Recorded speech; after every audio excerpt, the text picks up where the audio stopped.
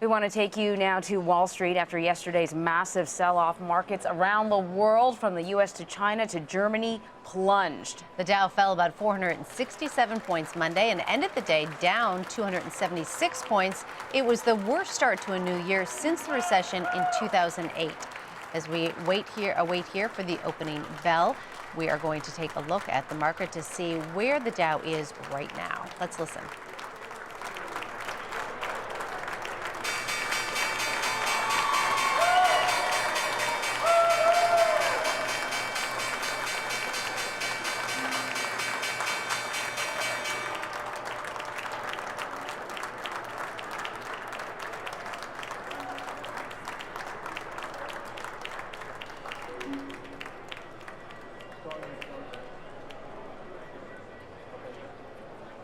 Yahoo Finance columnist Rick Newman joins us now as we're taking a look at the big board there. The Dow is in positive territory, up about 6 points.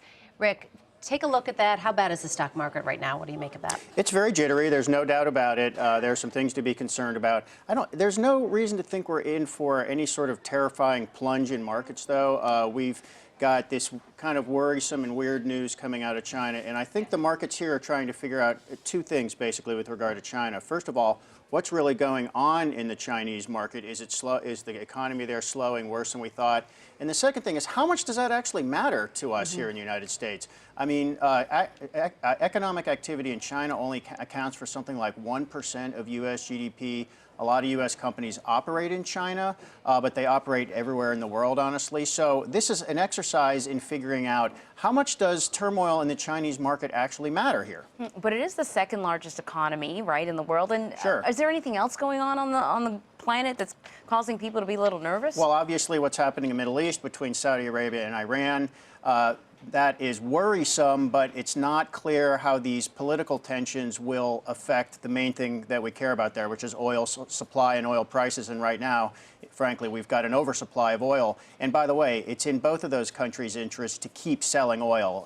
It's a pretty good bet that neither one of those countries or any others over there will jeopardize their own ability to sell oil, because that's where they get their government revenue. So they need to keep selling oil, and it's just not clear how that will affect global markets. So it's unsettling, but I hear you saying, it's unclear the impact that China will have. It's unclear the impact that the right.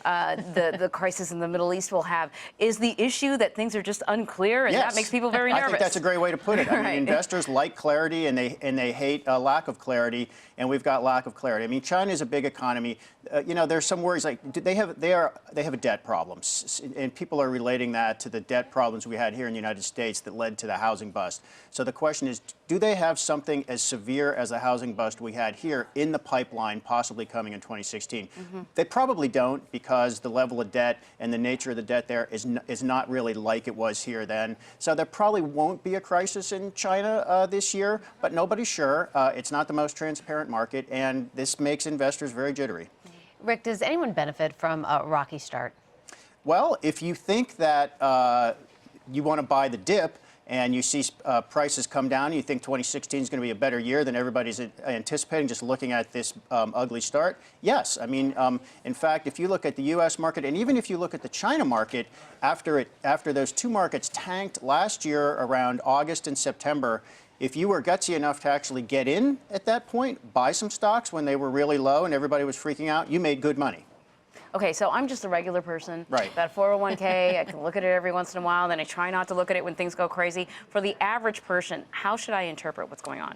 Tune out all the noise for the most part. If you're a regular person, hopefully you have a pretty balanced set of investments, so you're not overly exposed to stocks. Hopefully you also know that you've heard this word volatility. We're going to have a lot of it in the next year. We've already seen a lot of it. And you don't freak out over volatility, because your portfolio is going to go up and down. Your 401k is going to go up and down a little bit in any given day.